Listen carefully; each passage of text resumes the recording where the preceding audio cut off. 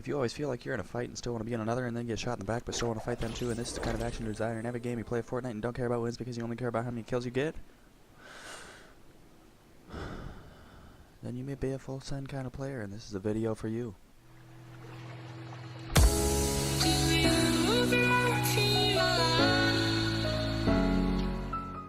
Hey guys, this is the one and only Oddly Cradled Dubstep, or OCDMO3 here, and today I'm going to give you my best tips on how to play a better aggressive game, and also list some pros and cons of doing so. If you missed my video last week and consider yourself more of a passive player, you can check that video out in the link in the description. Otherwise, let's get into it. I do want to start off this video by saying that no matter what the playstyle, you should always build first, shoot later. Never shoot without having your own built cover, even if there's natural cover around you. This will not only give you the advantage to make a quick reaction, as building off your own structures is easier and more reliable, but also make you seem like a better player, making them a little more worried. Alright, so in the background I do have some insane gameplay, so I went absolutely off in this game, getting myself a massive 18 kills, bringing the squad to victory. As you can see, we started off by dropping the Pleasant Park.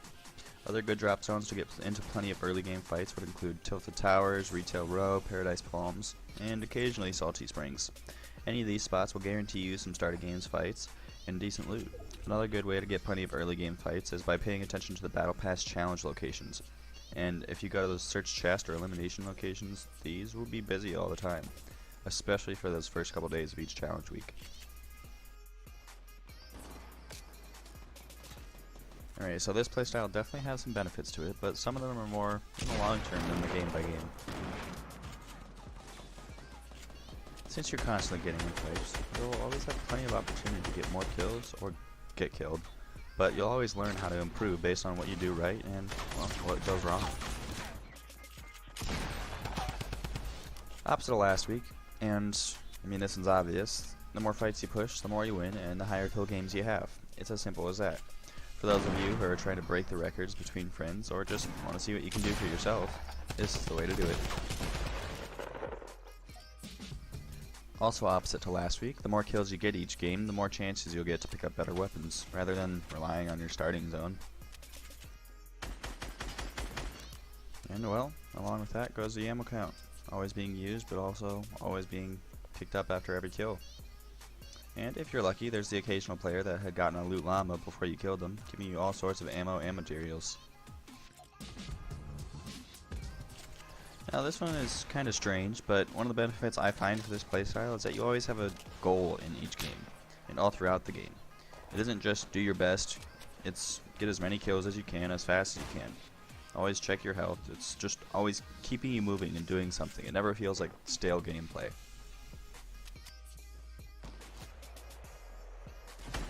And as we all know, to every positive in life there's a negative, and being aggressive is no exception to that rule.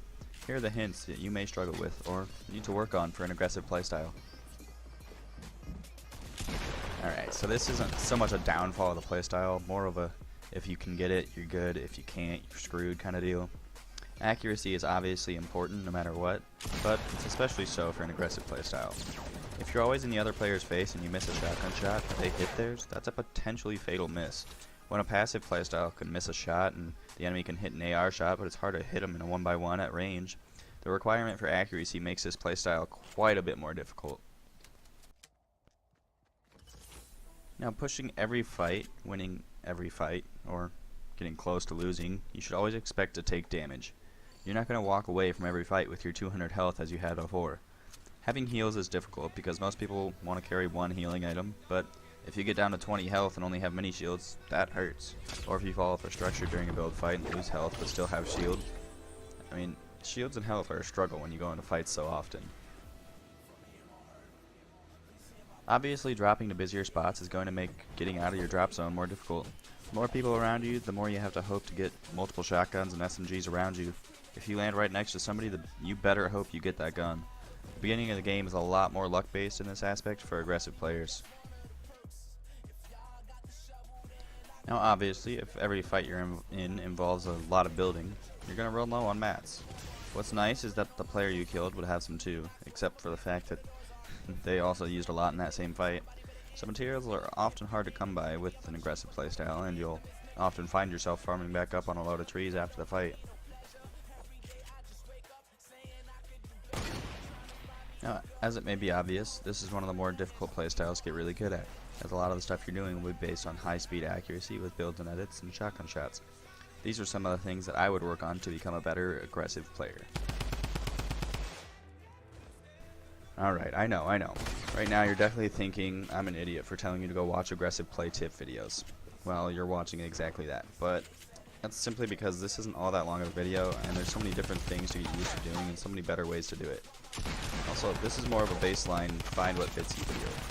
But one of my favorite channels to watch for tips on aggressive play is The Gamer Couple.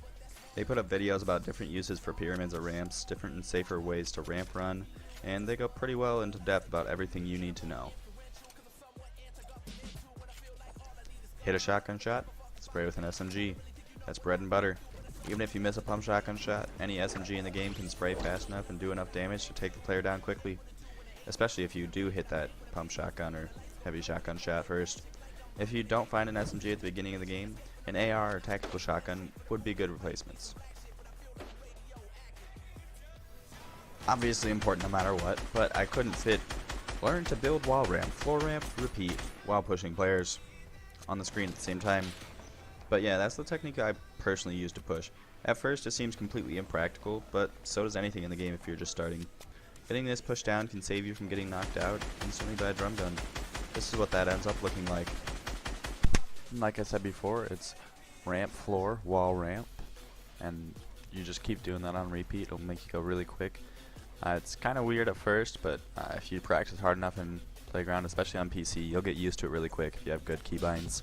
On Xbox I haven't tried it yet, but here's what it looks like in slow motion. Pretty simple, nothing too complicated, but if you push that running at an enemy, it's straight up intimidation. They have no idea what's coming at them. It's just like, what the heck am I looking at? That's kind of what it looks like from the side. Pretty simple overall.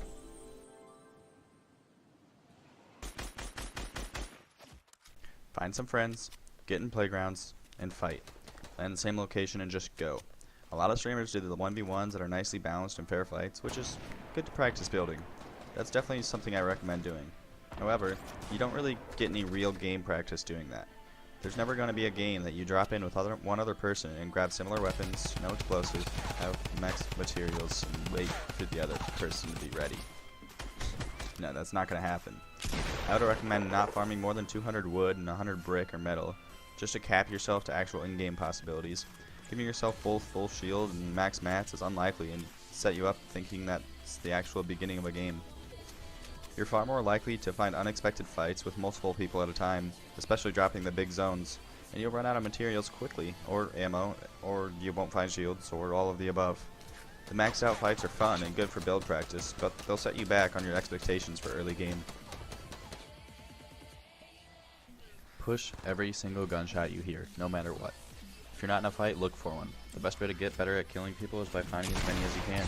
If you get killed, try to figure out what you did wrong, or what they did better. Did they have better accuracy? Did you forget to build behind you? Did they shoot out your floor? Did they replace your wall and edit in? Trying to find every opportunity for a kill or death, no matter the result, will help you. Every time. Push everything and find what works in each fight. While you do this, don't get discouraged if you lose 10 games in a row off the bat. Popular locations are difficult to get out of, so that's a normal thing. Just keep trying to learn what you can do better. Now, solos can be difficult in one aspect, as you often end up getting shot from multiple directions at the same time. However, to really challenge yourself even more as an aggressive player, solo squads will give you bigger and faster build fights, more people to focus on in every fight, and in the big picture just give you more experience in each game. If every person you find has a full squad, that's 4 people that you have to outbuild, outshoot, and in general just outplay. You have to be better than 4 people at a time rather than just 1 or 2. Playing solo squads will bring the ultimate difficulty and skill stretch for an aggressive player. Alright, well that's about all the main things I can think of. If you people have anything else you can add, I'd love to hear it in the comments below. If this video helped you, please hit that like button. If this doesn't quite fit your playstyle, go ahead and subscribe to my channel for tips on other playstyles coming in the future. And if you'd like to stick around, I do have some awesome gameplay still playing in the background. It's got about 5 minutes left. I end up with 18 kills here. I go down here shortly, but my friend that's still in the game gets to revive me. But yeah, otherwise there's some really close calls, some really clutch gameplay, and just a really good game all around. Thanks guys.